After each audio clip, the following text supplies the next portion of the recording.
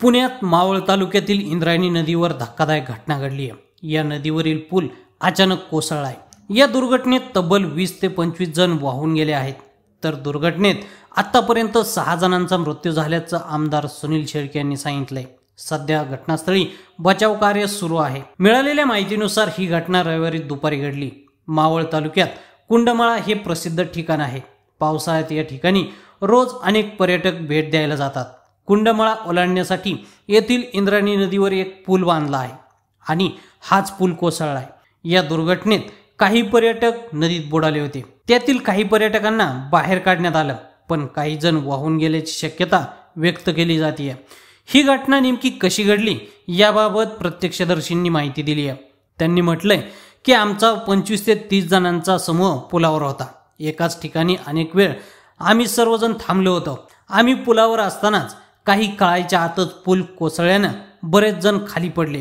त्यातील काही लोक लगेच नदीच्या काठावर आले, मात्र काही लोक पाण्यात बुडून पडल्याची माहिती प्रत्यक्षदर्शींनी सांगितली आहे। वाहून गेलेल्या लोकांना बाहेर काढण्याचे प्रयत्न सुरू आहेत।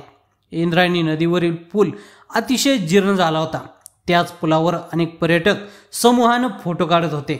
नदीच्या एका बाजूकडून दुसऱ्या बाजूला जाण्याचा प्रयत्न पर्यटकांचा होता, मात्र पुलाची क्षमता कमी असल्यानं आणि भार अधिक झाल्यामुळे पूल कोसळल्याची घटना घडल्याचं प्रथमदर्शनी सांगितलं जात आहे।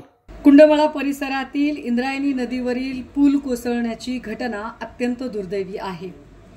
मृतांचा आकडा कदाचित वाढेल अशी भीती वर्तवली जात आहे, मात्र एवढी मोठी मनुष्यहानी घडतेच कशी काय?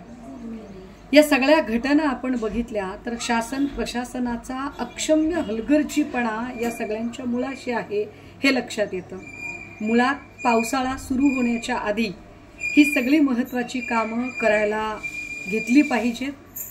पावसाळा संपण्याच्या आधी हमरस्त्यांवरचे पूल, महत्त्वाच्या नद्या आणि तिथे असणारे रस्ते या सगळ्या गोष्टींची पाहणी करणं गरजेचं आहे।